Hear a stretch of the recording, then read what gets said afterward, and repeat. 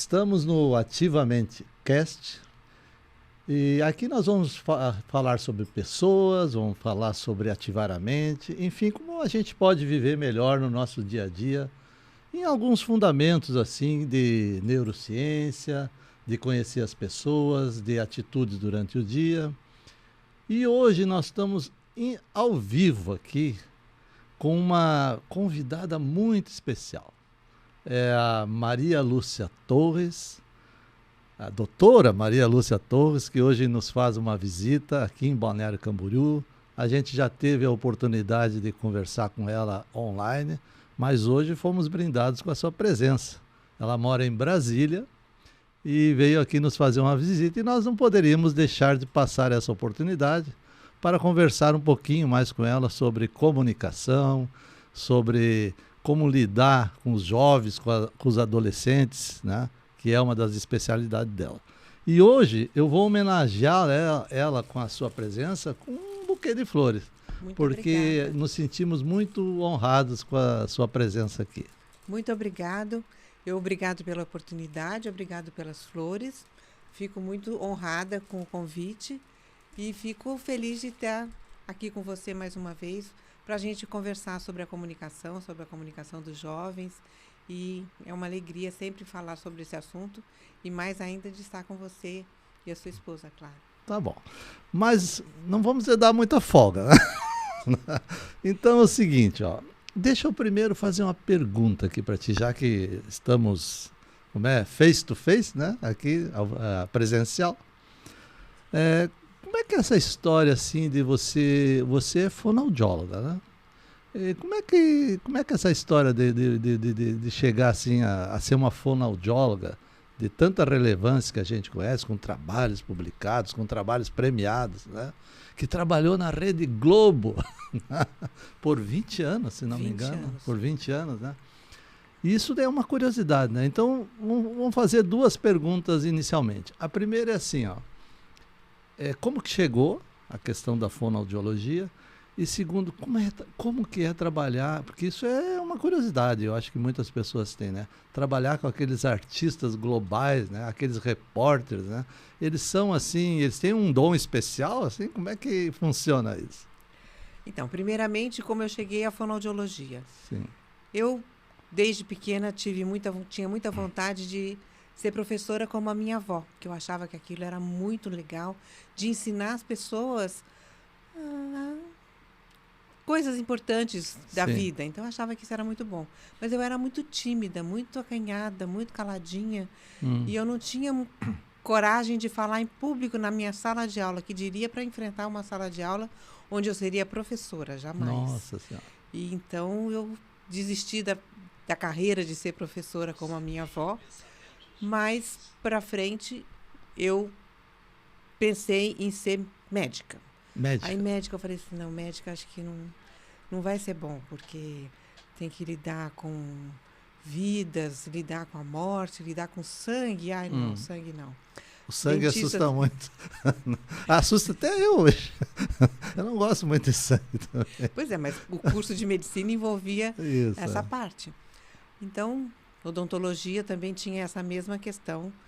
Falei, não vai dar. Então, pesquisando no livro da FUVEST, eu vi que tinha uma carreira que me interessava muito, que era a fonoaudiologia, que eu ia ensinar as pessoas a se comunicar melhor, corrigir os defeitos da comunicação, e isso ia trazer um retorno de satisfação para mim muito grande, de ajudar as pessoas. Também. Ajudar as pessoas e ajudar você ao mesmo tempo. Ajudar as pessoas a serem mais felizes, corrigindo suas dificuldades ou ajudando a corrigir as dificuldades. Eu achei isso muito interessante.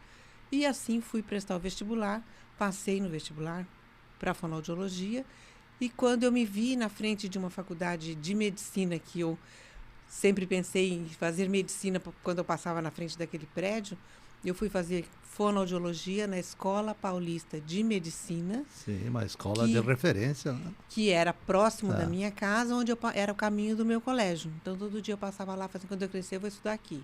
Quando eu crescer, eu vou estudar aqui. Aí, passei em fonoaudiologia na escola onde o meu pensamento, o meu subconsciente me orientava de já que eu estava ia te direcionando. O teu cérebro, né? A Maria Lúcia, além de fonoaudióloga, ela é especialista em neurociência. Então, o teu cérebro já estava trabalhando. Já trabalhou durante muitos anos Aham. nesse firme propósito. Eu acredito muito na força do pensamento, né? Sim. Então, quando você acredita que vai conseguir alguma coisa, essa coisa acontece na sua vida até de uma maneira surpreendente, porque Sim. quando eu prestei o vestibular, eu já não morava mais naquele bairro. Quando eu fiz a FUVEST, eu nem sabia que fonoaudiologia tinha dentro daquele prédio da Escola Paulista de Medicina, que eu sempre cultivava como um lugar maravilhoso para se estudar. Quando você falou que você já atuava não, pensava, né, nessa possibilidade, né, que o teu cérebro te direcionou, né? Eu me lembrei que hoje, né, já lá em 1930, teve um rapaz chamado Albert Einstein. E ele falou assim ele disse na época, ele deu uma entrevista num jornal de Nova York, e ele falou assim que a imaginação é mais importante do que o conhecimento. E na época o pessoal ficou meio assim, né? Mas como assim? Porque na época, né, 1930, existia digamos, um pensamento que as pessoas eram extremamente racionais e que o conhecimento era muito mais importante, né? A pessoa conhecer alguma coisa. E ele falou isso aí e chegou, inclusive, a dizer que se não fosse a imaginação, ele não teria desenvolvido a teoria da relatividade.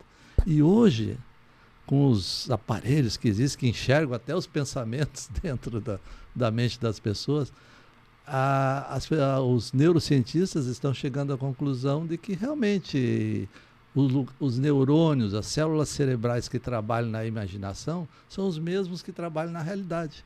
E aí surgiu realidade virtual, terapias com realidade virtual para treinamento desse. Então, na verdade, foi isso que aconteceu, talvez sem você saber. Naquela época a gente pensava que era só o pensamento positivo, né? Pensa positivo, só motivação. Positivo, só a motivação interna. Mas não é. Mas é crescimento de neurônios e conexões. E estudar neurociência te dá uma clareza sobre como que o cérebro funciona quando você está pensando positivamente ou quando você decide alguma coisa dentro de você, você comunica com você mesmo, você decide e você acaba construindo as pontes e os degraus que você precisa trilhar para chegar até aquele objetivo final. Então, foi uma surpresa para mim quando eu entrei na faculdade assim para fazer a matrícula. Eu entrei no prédio, tive uma crise de choro porque eu falava assim, eu não acredito que eu passei anos dizendo para mim mesma que eu ia estudar nessa faculdade. E agora não estou fazendo medicina, desisti da medicina no meio do caminho, então desisti do prédio. E não sabia que naquele mesmo prédio era onde eu tinha prestado vestibular para fonoaudiologia. Foi que bacana. Mas agora responde a segunda parte da pergunta. Como é que é trabalhar com os artistas globais, né? Porque para nós eles são ícones, né? Eles são pessoas de outro mundo, né? E como é que é trabalhar durante 20 anos com pessoas de outro mundo? Eu trabalhei 20 anos dentro da Globo Brasília, né? Porque tem várias fonoaudiólogas dentro da Rede Globo. Sim. E Brasília só tinha uma fonoaudióloga, só tem uma fonoaudióloga para cada praça. E eu fiquei ali 20 anos com os repórteres de rede nacional e repórteres da rede local. Sim. Tudo começou quando surgiu a Globo News, que eles precisavam de mais mão de obra, mais repórteres, para abrir esse canal novo só de notícia. Então, a gente começou a fazer um treinamento. E você encontrava pessoas do tipo Alexandre Garcia, falava assim, o que eu tenho que ensinar para Alexandre Garcia? Você deve ter tido contato com acho que eu tenho que aprender com o Alexandre Garcia. Não tenho e aprendeu ou ensinou para ele? E ele foi tão legal na primeira consulta, ele falou assim, eu estou aqui porque eu preciso muito de você. Eu era tão jovem e ele já tão experiente, tinha o dobro da minha idade. Eu falei assim, pois não, o que eu posso servir? Ele falou assim, eu tenho um problema na voz e eu preciso cuidar da minha voz porque ela é meu instrumento de trabalho. O seu papel dentro da empresa é fundamental porque todos nós, repórteres, temos que cuidar da voz como instrumento de trabalho. Falei, bom, realmente eu estou aqui porque eu era especialista em voz, eu tinha feito pós-graduação. E eu falei, tá bom, Então, vamos fazer os exercícios. E ele foi tão dedicado, tão simples. Era aplicado. Era muito aplicado. E tão... ele valorizava muito a minha profissão. E já tinha o nome que ele tinha. Já tinha o nome que ele tinha. Tá bom. Então, ali tem pessoas que são muito boas, muito competentes no jornalismo e que precisam aprender a cuidar da voz e a forma de apresentação. Então, a atitude diante da câmera. Tem gente que era muito tímida no convívio social, mas era muito desinibida na frente da câmera, né? Porque isso acontece. Tímida do convívio social. Isso. Quando falava com eles, não falavam nada. Porque na câmera, a gente fala sozinha. Ah, sim. Entendeu? Eu não tenho plateia, eu só tenho uma luzinha ali na frente e eu estou falando sozinha. Então, hoje, quando você vê as crianças fazendo vídeo e sendo muito descontraídas e muito à vontade na frente da câmera, você fala assim, nossa, ela é ótima. Mas se colocar essa criança no convívio social, com pessoas estranhas, dentro do elevador, e a mãe fala assim, cumprimenta, fala bom dia, fala boa tarde, a criança se esconde. Fica mais tímida. Porque o convívio social é a parte mais importante da comunicação. Porque o ser humano nasceu para estar em conjunto, para viver com outros seres humanos. E a gente não nasceu, não foi programado no nosso cérebro da gente viver sozinho. Então, eu preciso sempre estar me comunicando com o outro. Então, quando eu me comunico só com a câmera, eu não estou me comunicando com o outro, porque eu não tenho uma relação, o outro não está me olhando, não está me julgando, porque dependendo do olhar do outro, eu fico mais encabulada, mais tímida, ou eu fico mais confiante, consigo falar mais. Se eu estou nervosa e o outro fica muito tímido, eu fico mais nervosa, eu consigo me impor mais. Então, essa relação humana social é maravilhosa. Eu estou aqui com o teu livro, né? Seu filho pode se comunicar melhor. E eu estou me lembrando agora que esse livro é muito bom, excelente, né? E eu estou aqui me lembrando agora o seguinte, quando a gente, de uma diferença, né, que tem entre quociente de inteligência, né, que é uma pessoa intelectualmente privilegiada, né, nasceu às vezes com um quociente um pouco maior do que as outras pessoas, e inteligência social. Na tua opinião, qual é a mais importante das duas? A pessoa ser muito inteligente, nascer com aquela inteligência que admira, a gente vê uma criança, às vezes, pequena, com uma cognição, uma intelectualidade, demonstrando uma habilidade, né, grande, que se destaca de outras pessoas, mas e o social? O que é mais importante? Ela ser mais inteligente do ponto de vista social ou do ponto de vista cognitivo dela? Hoje em dia, a gente tem uma máxima dentro das empresas que diz assim, que o sujeito é contratado para um emprego, para uma vaga, sim, pelas suas habilidades intelectuais, cognitivas. Técnicas. Então, pelo currículo, pela hard skill, chama isso. Tá? Hard skill. Hard skill. Então, é quando eu tenho a minha competência profissional, a minha competência do meu conhecimento científico, vamos dizer assim. A outra questão é a questão social, que envolve negociação, resolução de problema, integração, empatia, resiliência, convívio social, amizade. Isso tudo é chamado de hard skill. E as hard skills são os componentes da inteligência social. Social. Então, o sujeito é contratado pela sua inteligência. Pela sua cognição intelectual. E é demitido pela sua inteligência. O currículo dele é maravilhoso. E ele não tem competência social, porque ele não sabe trabalhar em grupo, não sabe liderar, não sabe fazer amizade, não sabe respeitar o outro. Então, isso tudo acaba fazendo com que ele seja um mau funcionário, mesmo muito competente intelectualmente. Mesmo tecnicamente muito preparado. Então, mais uma vez, Einstein vem à tona. Né? Às vezes a imaginação e o relacionamento social é mais importante do que o conhecimento. Então, hoje, se tiver 2 currículos equivalentes, onde os 2 candidatos têm nota 10 em todas as matérias, o candidato que tiver um melhor relacionamento social vai ser contratado e vai ser privilegiado para a vaga de emprego. Tá. E você ensina isso para os jovens ou não? Com certeza, com certeza. Isso é a comunicação a qual eu acabei me especializando, porque eu acabei fazendo curso de coaching, neurociências, programação neurolinguística, um monte de formas de comunicação que deviam estar dentro da fonoaudiologia, do currículo do fonoaudiólogo. Sim. Mas a gente tem uma formação que é voltada para os problemas da comunicação, como os transtornos de comunicação que a gente conhece, como afasia, atraso problemas, de linguagem. Vamos dizer assim, mecânicos. Problemas fisiológicos. Fisiológicos, assim. Acho que é melhor. Então, esses problemas precisavam de um profissional especialista na área. Então, deficiência auditiva. Então, o fonoaudiólogo é formado para atender essa demanda. Sim. E eu acabei, por tanta experiência com pessoas que não tinham essas dificuldades, por exemplo, dentro da Globo, e lá eu tinha repórteres que já eram ótimos e buscavam a excelência da comunicação. Sim. Então, eles queriam ser melhores comunicadores, com melhores vozes, com melhores atuação, atitude, e até esse relacionamento social também a gente trabalhava. Tá bom. Me diz uma outra coisa aqui.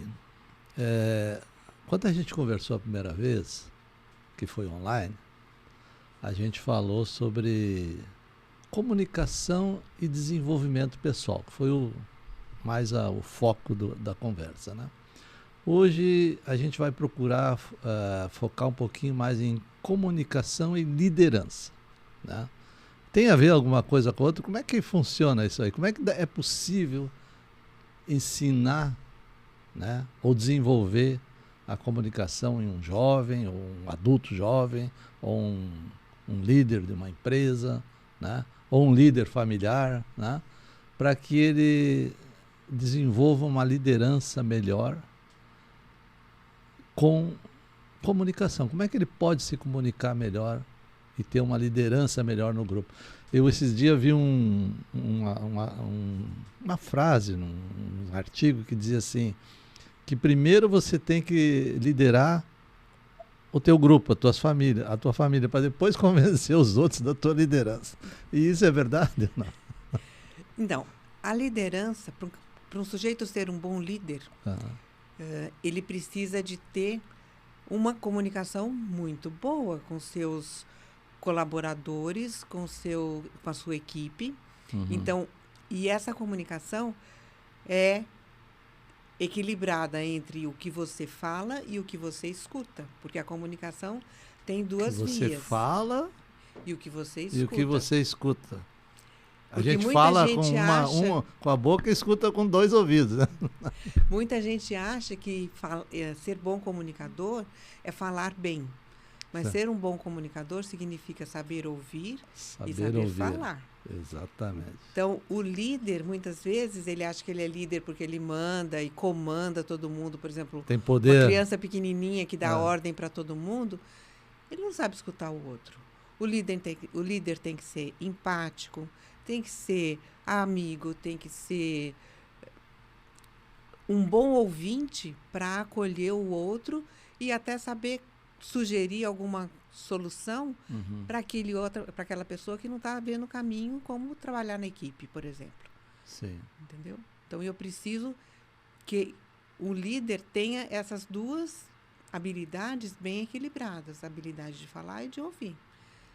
Então, se ele não tem uma boa escuta, ele jamais será um bom líder. Ele vai ser um bom chefe, ele vai mandar, vai ter um rol de instruções que ele vai cobrar de cada um, mas ele não vai liderar essa equipe. Hoje, agora me fez lembrar uma outra coisa, né? Que hoje em dia eu não sei, talvez, acho que mais, né? Hoje em dia a gente tem estímulos, né?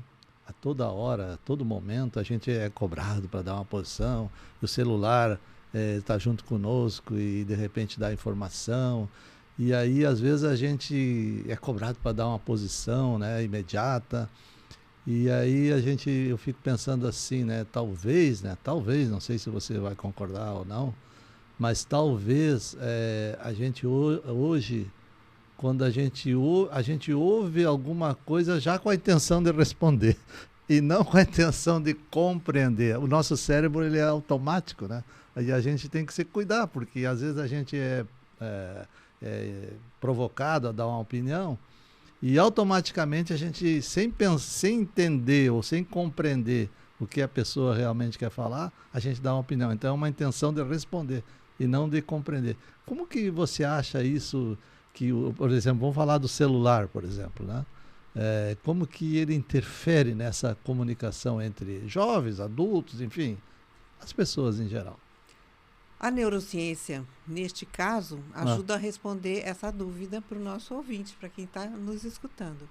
A gente sabe que com quem está nos escutando está nos vendo também. Está nos vendo também.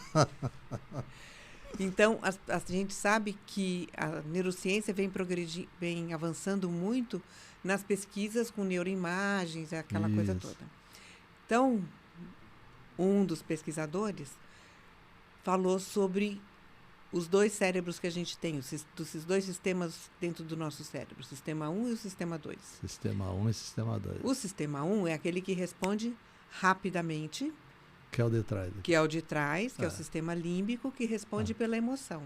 Então, quando o telefone faz plim, a minha emoção vai lá olhar do que se trata. Sim. E eu preciso logo responder. E o sistema 2 é o sistema que pensa na resposta, elabora uma resposta e organiza essa resposta da melhor maneira possível. O tempo que eu tenho da informação sair do sistema 1 para entrar no sistema 2 é de 6 segundos. 6 segundos. Então, aquela história de conta até 10 antes de que as avós diziam lá. Elas já tinham razão, porque ninguém conta de 1 até 10 assim. 1, 2, em 10 segundos. A gente conta 1, 2, 3, 4, 5, 6. Já deu 6 segundos. Uhum. Então, era uma intuição que se tinha de pensar na resposta antes de falar. Sim. E aí entra a inteligência emocional. Porque quando eu saio dali do sistema da emoção e eu tenho tempo de raciocinar numa resposta melhor, eu não vou falar tanta bobagem, eu não vou ficar agressivo. Você vê quantas situações poderiam ser evitadas, né? Uma briga no trânsito. Uma briga no futebol. Se a pessoa tivesse tempo de raciocinar e falar assim, não vou me meter nisso, não vale a pena. Mas o prejuízo é possível lá treinar, na frente, por exemplo? É possível treinar. É bem legal quando a gente treina. Eu ontem no meu consultório eu atendi um paciente que tinha feito uma perfuração do tímpano, eu sou otorrino, perfuração no tímpano, porque ele levou um tapa numa briga de trânsito. Aí eu fiquei pensando assim, né? Quem será que deixou o cérebro posterior agir, né? Agir primeiro, né? Às vezes os dois, às vezes um, né? Então, às vezes é difícil de controlar. Nós temos muitas reações automáticas, né? Porque você falou assim, podia ser os dois. Mas se um tiver o treinamento ou a facilidade de falar assim, não, peraí, eu não vou entrar nessa briga, eu não preciso disso, ele sai e deixa o outro brigando sozinho. Como é? Não diziam assim, quando um não quer, dois não brigam? Também, né? Também. Isso é antigo. Também é antigo, né? Assim, as pessoas podem sim fazer isso. Como que a gente treina isso? É claro, é um processo. Treinamento é sempre um processo.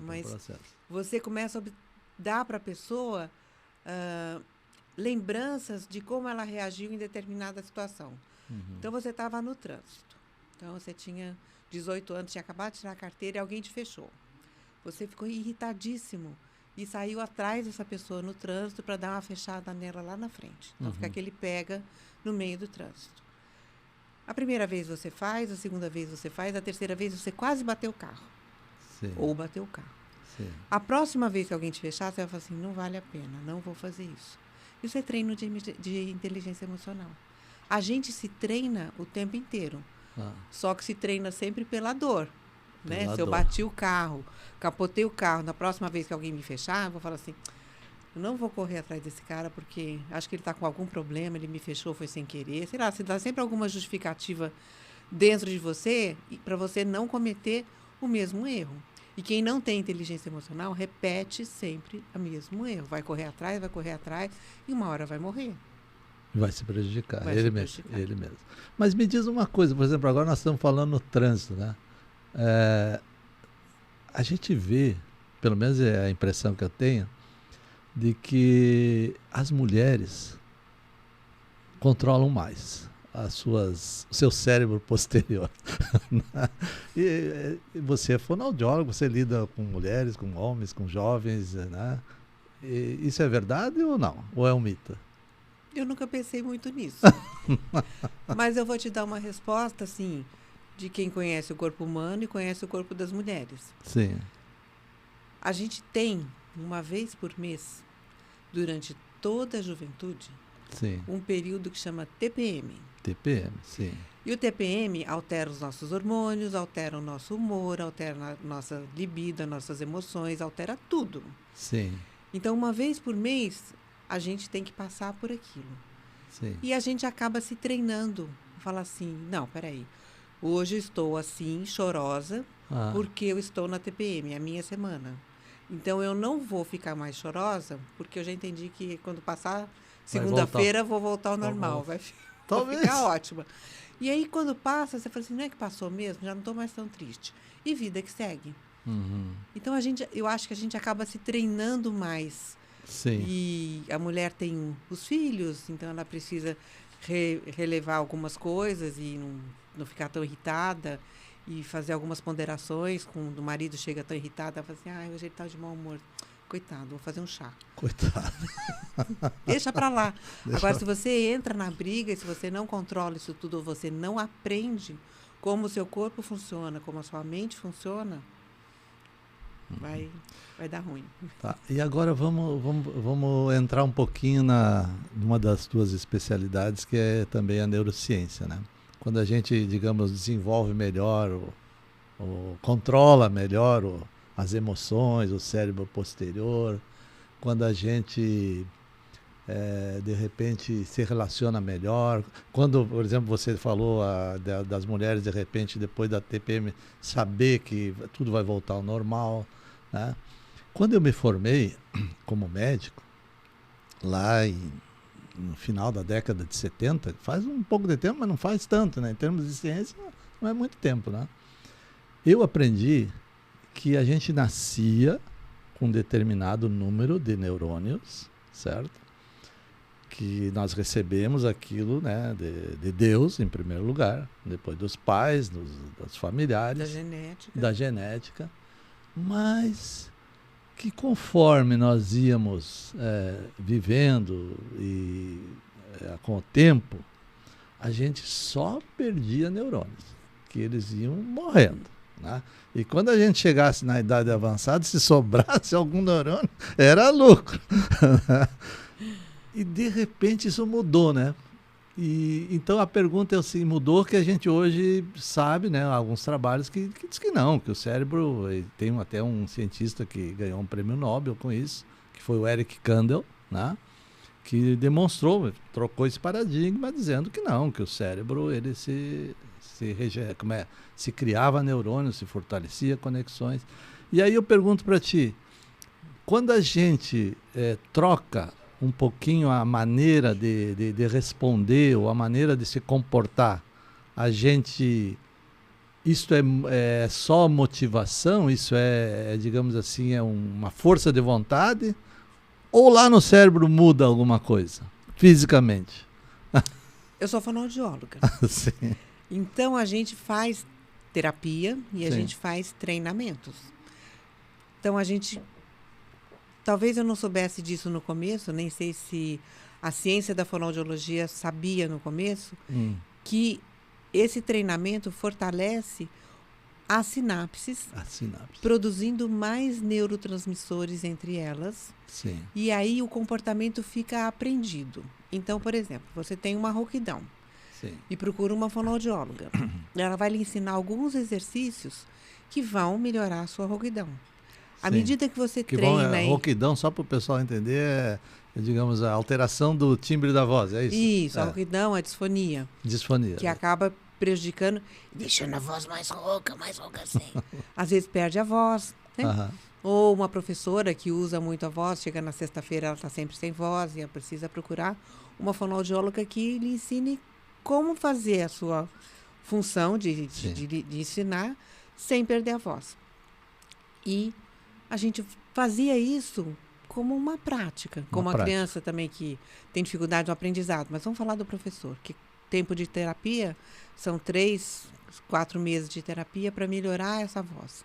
Então, ele vai praticar exercícios. À medida repetição. que pratica e repete os exercícios, ele vai modulando também o cérebro e vai produzindo novas sinapses e novos caminhos neurais para que, da próxima vez que eu der aula, eu vou saber lidar melhor com o meu aparelho fonador e eu não vou mais ficar tão rouca. Sim. Entendeu? Então, a gente acaba mudando a fisiologia vocal e, indiretamente, a gente muda a fisiologia do cérebro também, porque se eu produzo mais sinapses e mais conexões... Muda fisicamente. Muda fisicamente. Isso não se sabia, né? Eu, pelo menos, quando me formei... A gente não sabia, eu também não sabia disso. A gente não sabia disso. Então, é um conhecimento que a gente vai adquirindo e que a ciência também foi desenvolvendo. E aí eu vou entrar no início da conversa que nós tivemos sobre imaginação, né? Os nossos avós, os nossos pais, né? Eles não sabiam disso, né? Então, de repente, eles imaginavam que realmente, se chegasse com algum neurônio no final da vida, era lucro.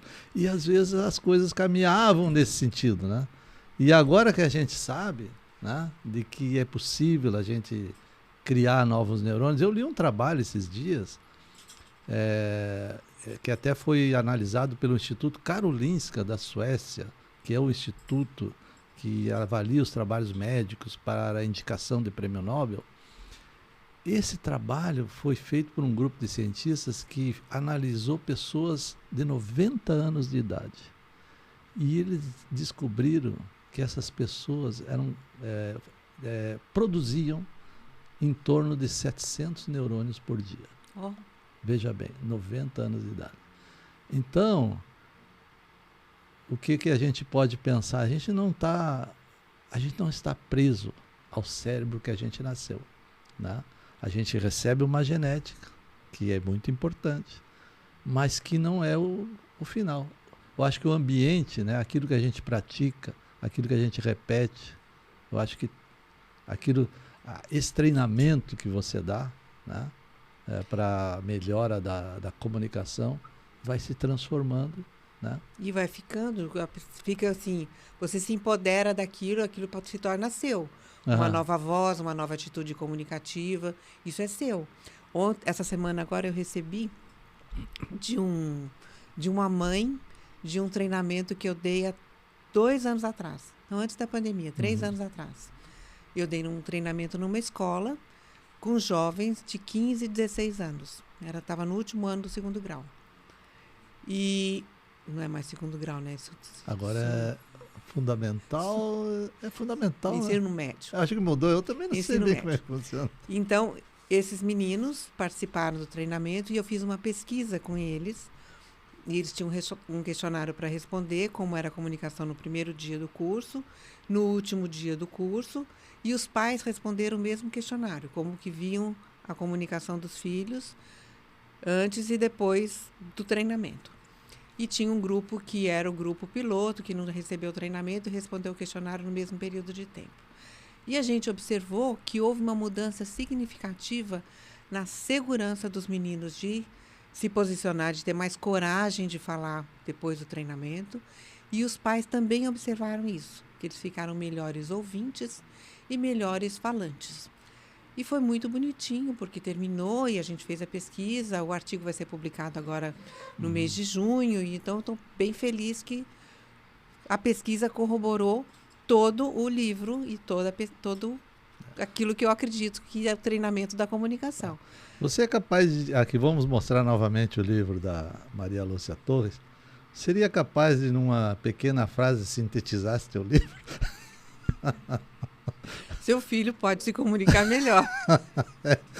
Eu acho que é isso aí, né? A ideia central é essa, né?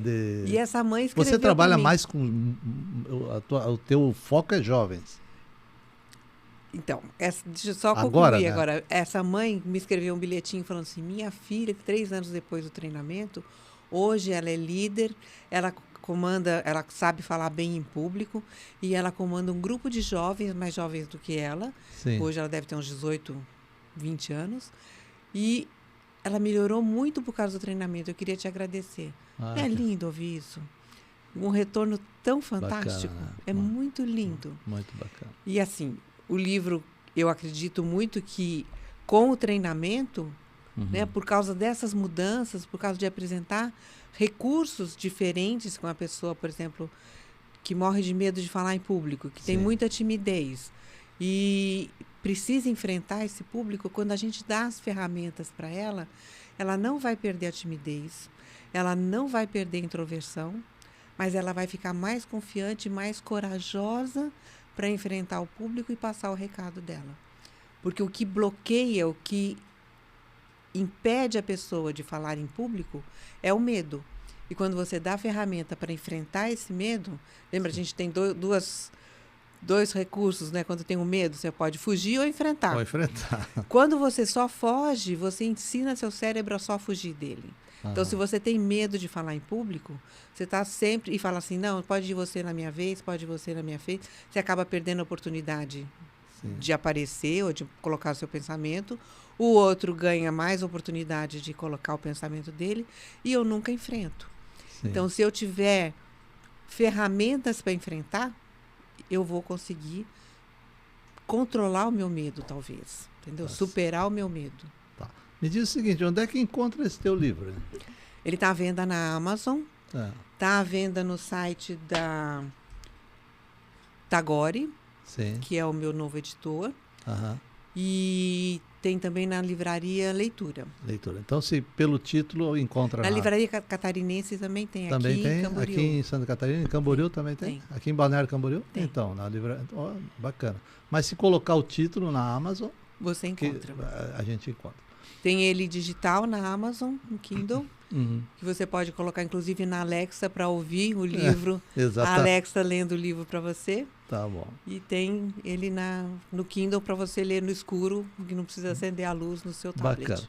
E me diz o seguinte, esses cursos que eu sei que você dá cursos, né, online, né? É possível ensinar a comunicar melhor online? Eu aprendi que é possível na pandemia. Então, na pandemia, muitos pais me procuraram para a gente fazer o treinamento com os jovens online. E funciona muito. Não dá para a gente colocar 20 alunos online, porque é mais complicado, mas colocar 4 ou 5, eles se ajudam, é muito interessante. Um ajuda o outro, porque a gente acaba dando tarefas, eles têm que conversar depois e se comunicar e criar situações de comunicação. Então, funciona online também. E se alguém quiser falar contigo, qual é o teu contato melhor? Meu contato melhor é treinamento, no Instagram é treinamento_provoz. Nós vamos pedir para o Erivelto, que é o nosso produtor aqui, colocar depois na tela, né? E eu respondo imediatamente. Também tem o WhatsApp. Sim. Posso dar o número? Pode. O número do WhatsApp é 61 98421 0059. Bacana. Não tem como, quer dizer, é possível te achar de qualquer jeito. Então, agora, para a gente finalizar, fala um pouquinho sobre como melhorar, mais um pouquinho só, liderança e comunicação. Uma mensagem final. Olha, para você melhorar a sua liderança com a sua comunicação, tem a questão da comunicação interna, né? Que a gente não falou muito aqui. Não falamos muito, né? É para outro podcast. E a liderança precisa ser treinada, principalmente a questão da inteligência emocional e a habilidade de ouvir o outro com empatia, com acolhimento e saber falar as palavras sem rispidez e sem dureza nessa comunicação. Muito obrigado, Maria Lúcia Torres, doutora Maria Lúcia Torres, por essa visita aqui no portal Fala Litoral, nesse podcast Ativamente Cast.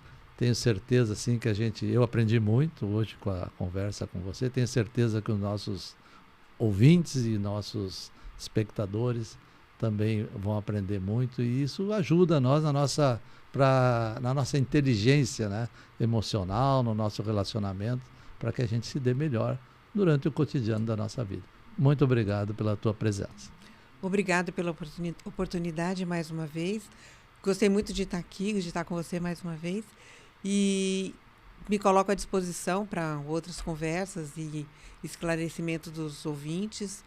E tá bom. É muito bom sempre falar sobre a comunicação. Obrigado. Então, Maria Lúcia, muito obrigado pela tua presença aqui, para, digamos, essa verdadeira conversa esclarecedora sobre comunicação e liderança.